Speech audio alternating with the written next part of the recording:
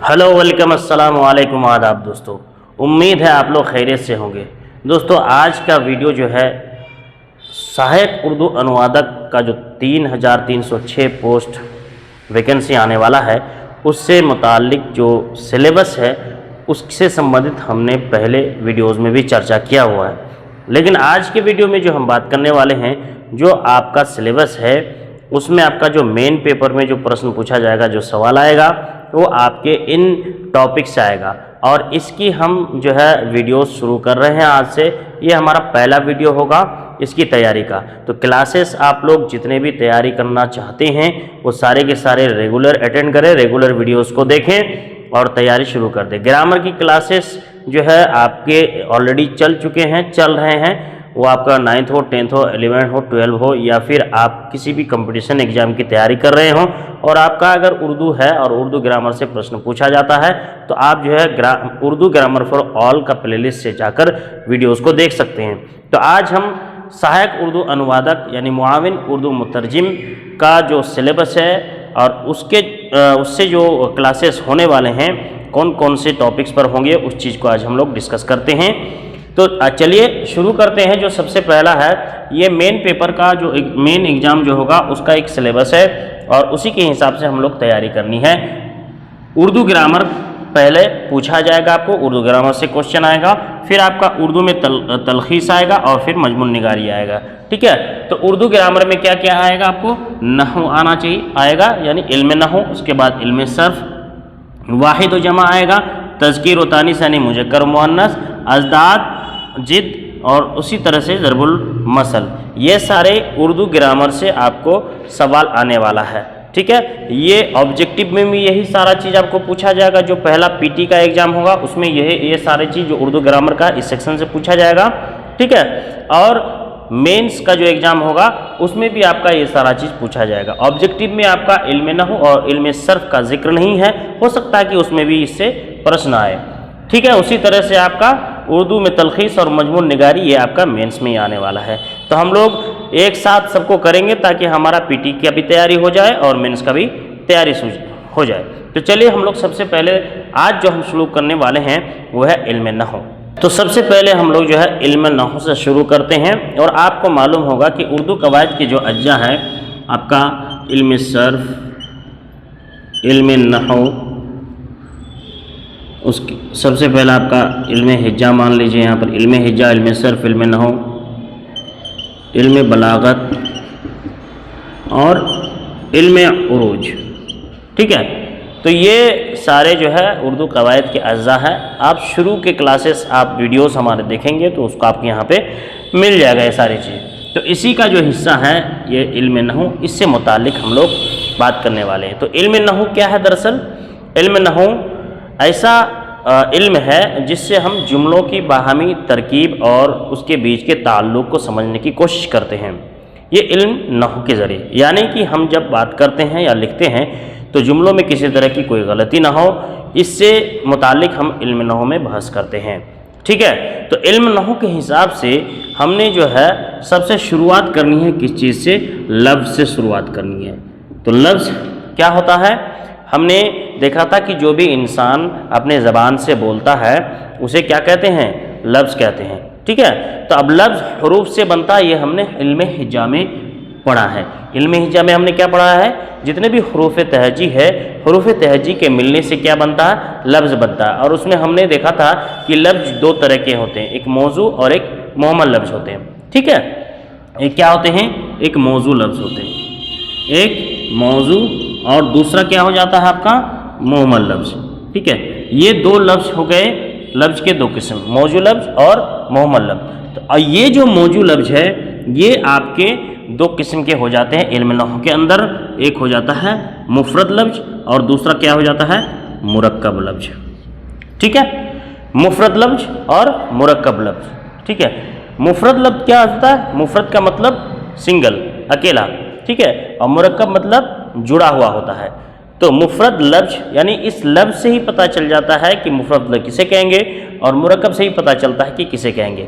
मुफरद लफ्ज़ यानी ऐसा लफ्ज़ जो खुद अकेले अपना माना दे सके। ठीक है, मिसाल के तौर पर हम यहाँ पे लिखते हैं कलम। ठीक है, कलम का मतलब समझ में आता है। उसी तरह से हम लिख रहे हैं किताब, तो इससे भी हमें एक माना समझ में आ रहा है। इसी तरह से हम लिख रहे हैं कुर्सी, इससे भी हमें एक माना समझ में आ रहा है। तो मुफरद लफ्ज़ कौन से हो गए आपके? वो लफ्ज़ जिसका माना हमें समझ में आए और वो अकेला हो, यानी वो लफ्ज़ जो अकेले खुद अपना माना बता सके, ऐसे लफ्ज़ को हम क्या कहेंगे? मुफरद लफ्ज़ कहेंगे। ठीक है, मिसाल के तौर पर कलम हो गया, किताब, कुर्सी। ठीक है, उसी तरह से मुरक्कब मतलब जुड़ा हुआ, यानी ऐसा लफ्ज़ जो कि अकेले अपना माना न बताए। जैसे यहाँ पे मैं लिख रहा हूँ हामिद की किताब। ठीक है, ये मुरक्कब लफ्ज़ है। ठीक है, उसी तरह से महमूद का कलम। ठीक है, ये देख सकते हैं आप, ये क्या है? एक से ज़ायद, यानी एक से ज़ायद लफ्ज़ से जो है लफ्ज़ मिलकर जो है लफ्ज़ बना हुआ है। ये जुमला है नहीं, ये क्या है? लफ्ज़ ही है। ठीक है, उसी तरह से यहाँ पे आप देख सकते हैं कि एक से ज़्यादा लफ्ज़ मिलकर जो है लफ्ज़ बना है। इसे इस तरह के लफ्ज़ को क्या कहते हैं? मुरक्कब लफ्ज़ कहते हैं। इस तरह जो है लफ्ज़ को हम ये देख सकते हैं कि लफ्ज़ दो तरह का हो गया, एक मुफरद हो गया, एक मुरक्कब हो गया। अब मुरक्कब की जो है दो किस्में हो गई, एक क्या हो गई? मुरक्कब ताम या फिर मुफीद, मुरक्कब ताम या फिर मुरक्कब मुफीद। उसी तरह मुरक्कब नाकिस या फिर मुरक्कब गैर मुफीद। ये दो किस्म हो गई किसकी? मुरक्कब की। और मुरक्कब ताम या फिर मुफीद किसे कहते हैं? मुरक्कब ताम या मुफीद ऐसा मुरक्कब जिससे जो है पूरी बात समझ में आए। ठीक है, जिससे क्या है? पूरी बात समझ में आए। उसी तरह से मुरक्कब नाकिस या गैर मुफीद किसे कहते हैं? वो लफ्ज़ जिससे जो है पूरी बात समझ में नहीं आए। जैसे मिसाल के तौर पर हम यहाँ पे मिसाल एक ले लेते हैं कि जैसे मैं बाज़ार जाऊँगा, ये हो गया मुरक्कब ताम यानी कि मुरक्कब मुफीद। इससे क्या होता है कि आपको समझ में आता है पूरी तरह से कि मैं बाज़ार जाऊँगा, ये पूरी तरह से आपको समझ में आ गया कि ये कहना किया चाह रहा है इससे।